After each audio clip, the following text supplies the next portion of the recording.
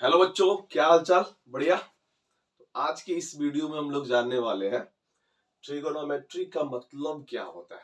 और इस वीडियो में हम लोग ये भी सीखने वाले हैं कि इसका जो फर्स्ट टाइम यूजेस किया गया था, किस लिए किया गया था और इसका स्पेशल मीनिंग क्या होता है और इसका इस्तेमाल करके हम मैथमेटिक्स में सीखते क्या है। ठीक है, तो सबसे पहले मैं आपको बताऊं, ये ट्रिगोनोमेट्री जो है इसका मतलब जो होता है, देखिए यहाँ पे जो इसका स्पेलिंग लिखा हुआ है TRIGONOMETRY, ट्राइगोनोमेट्री, जिसका मतलब होता है हिंदी में त्रिकोणमिति।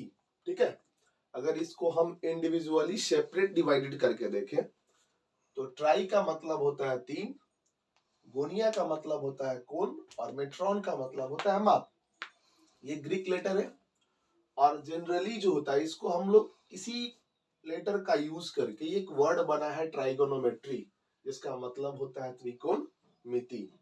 कहा जाता है इस ट्रिगोनोमेट्री चैप्टर में हम लोग measurement of the three angles पढ़ते हैं। As you know that this figure क्या है, ये एक राइट एंगल ट्रायंगल है। ये एक राइट एंगल ट्रायंगल है और इस राइट एंगल ट्रायंगल में हम लोग प्रीवियस क्लासेस में पढ़े हैं, ये जो होता है ये होता है आपका बेस, ये जो होता है ये आपका होता है परपेंडिकुलर और ये जो होता है ये हाइपोटेनस, जिसको हम बोलते हैं हिंदी में ये आधार होता है और ये लंब होता है और ये कर्ण होता है। इस त्रिभुज में सबसे बड़ी भुजा जो होती है वो हमारा कर्ण होता है और सबसे छोटी भुजा जो होती है वो हमारा लंब होता है। इस ट्रायंगल को अगर हम इस तरह से रोटेट कर दें तो ये हमारा आधार हो जाएगा और ये हमारा लंब हो जाएगा।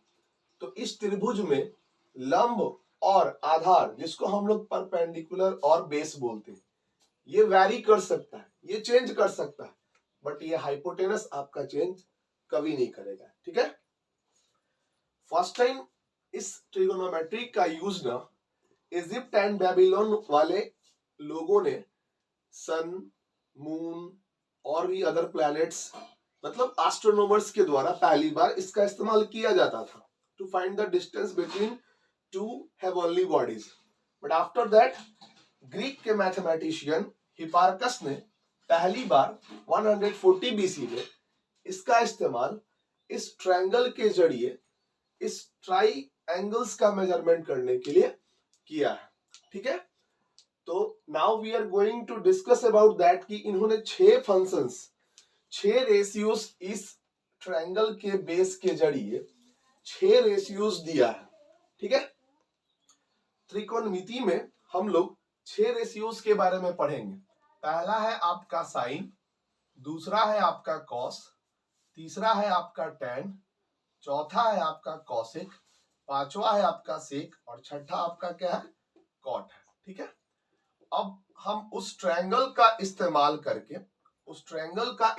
करके जानेंगे कि इन सब का अनुपातिक यानी रेशियोज क्या होता है। ठीक है, तो इस वीडियोस में हम लोग ये रेशियोज बहुत ही अच्छे तरह से जानने वाले हैं, जैसा कि आप देख रहे हैं। तो चलिए एक मैं शॉर्ट ट्रिक देता हूं, अगर हम लोग इस तरह से लिख दें LAL और KKA, इसी को अगर हम इस तरह लिख दें KKA या LAL, तो ये जो है L फॉर लंब, A फॉर आधार, L फॉर लंब, K फॉर कर्ण, K फॉर कर्ण, A फॉर आधार। ठीक उसी प्रकार K फॉर कर्ण, K फॉर कर्ण, A फॉर आधार, L फॉर लंब, A फॉर आधार, L फॉर लंब। चलिए ये हम लोग बिहार बोर्ड वाले बच्चों के लिए इसका यूज करते हैं, जबकि अगर हम CBSE के लिए लिख दें तो PBPHHB, PBPHHB या HHBPBP, क्योंकि इस ट्रायंगल के फिगर में आप देख रहे हो AB को मैंने माना है B, BC को मैंने लिया है P और AC को मैंने लिया है H। ये होता है बेस, ये होता है परपेंडिकुलर और ये होता है हाइपोटेनस, और यहाँ पे एक राइट एंगल ट्रायंगल बना है, due to which this triangle is known as right angle triangle. तो चलिए साइन, अगर हम लोग इन सारे रेशियोज में थीटास को कॉमन ले लें, माने कि सारे रेशियोज में थीटा कॉमन है। ये एक थीटा होता है जो एंगल को रिप्रेजेंट करता है। मान लिए कि यहाँ पे एंगल थीटा है, तो अगर हम लोग रेशियोज फाउंड करें तो देखिए कहता है साइन थीटा का रेशियोज क्या होता है। तो अगर इस ट्रिक को हम लोग याद करें बिहार बोर्ड वाले, तो बोलते हैं लाल बटा कक्का, लाल बटा कक्का और कक्का बटा लाल। ये जो रेशियो है ये हमारे तीन फंक्शंस के लिए आएंगे। जैसे साइन थीटा तो L बाई के, यानी L बाई के, लंब बटा कर्ण, तो लंब को हम लोग ने क्या लिखा है, P लिखा है, और कर्ण को क्या लिखा है हम लोगों ने, H लिखा है, तो P बाई H।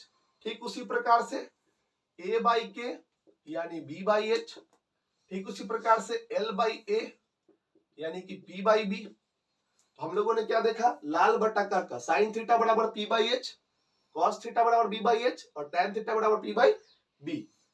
जस्ट इसका अपोजिट होता है। जैसे देखिए साइन जो होता है वो कॉसेक का अपोजिट होता है। साइन किसका अपोजिट होता है, कॉसेक का। तो P बाई H लिखे हैं तो इसी को हम लोग क्या लिख देंगे, H बाई P। कॉस जो होता है वो सेक का अपोजिट होता है। अगर हम B बाई H लिखे तो क्या लिख देंगे, H बाई B। ठीक उसी प्रकार से टैन थीटा को हम लोगों ने लिखा था P बाई B, तो टैन होता है कॉट का अपोजिट, तो हम लोग क्या लिख देंगे, B बाई P।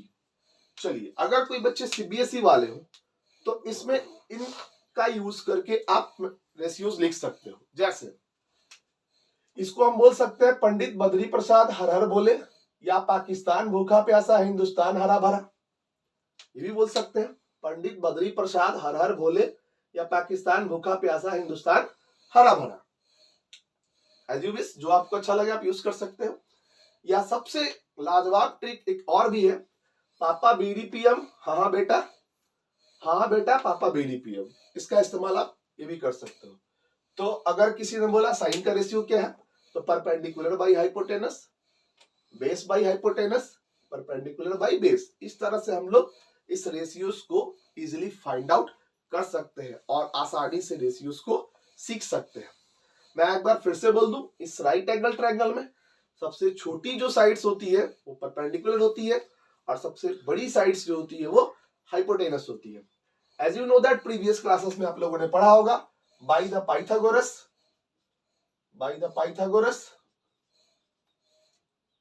उन्होंने बताया था हाइपोटेनस का जो स्क्वायर होता है वो परपेंडिकुलर के स्क्वायर प्लस बेस के स्क्वायर के इक्वल होता है, या पी स्क्वायर बराबर होता है H square minus B square, या बी स्क्वायर बराबर होता है H square minus P square. तो आई होप कि आप इस रेशियोज के कंडीशन को समझ गए होंगे। Thank you, thanks for watching.